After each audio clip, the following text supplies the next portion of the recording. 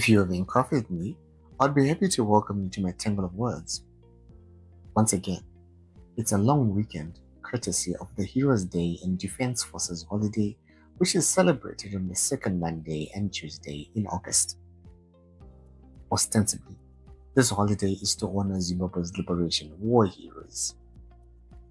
Our liberation war lasted more than 15 years and resulted in the death of 10,000 guerrilla fighters and over 20,000 civilians. It is a tale we shouldn't easily forget. War is a terrible thing, and my late uncle, a former war veteran, used to impress on me how war is bad and only actioned as a last resort.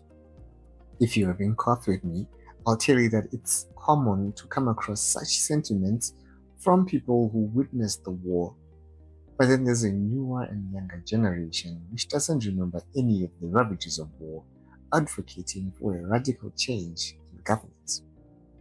Of course, it doesn't help matters that the current government adopted the colonial regime's guidebook and reacts to any perceived threats with deadly force, which makes it seem as if what changed is simply the skin color of our oppressor, rendering the sacrifices made redundant. Was this what they died for?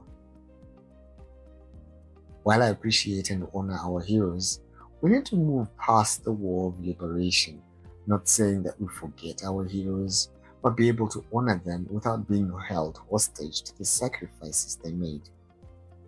Revolutionary parties that liberated their countries from colonial rule all seem to behave like children of the same parents, consumed with their continued stay in power. Pick a country, any country. In Southern Africa, you will find a revolutionary party clinging to power, claiming to represent the people's will, yet moving with a certain entitlement that makes everyone else seem like second-class citizens, unless they or their descendants actively participated in the Liberation War. If you're having coffee with me, I'll tell you that over 40 years after our independence, the generation that made the actual sacrifices is either dead, dying, or past their prime. Which heroes will we be honoring next, and how will we decide who those heroes are, or if it would be simpler to close off the chapter of heroes? If you were to ask me who my heroes for the day are, I would start with a list with the internet service providers who have recently updated their pricing to something more affordable.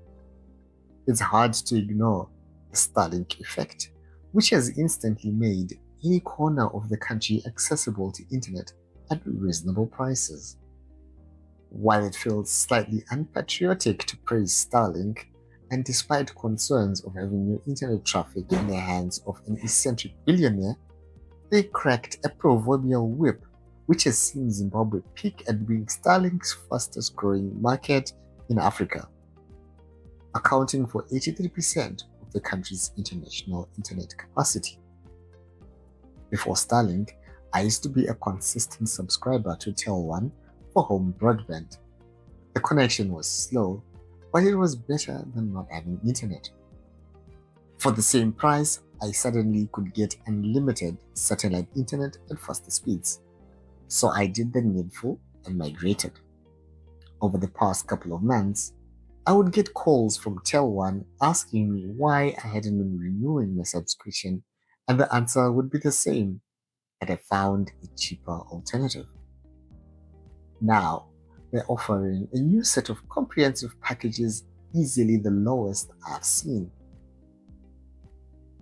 Meanwhile, the largest mobile network provider seems to be restructuring its services, even though they haven't offered a clear guideline for the changes they will be making.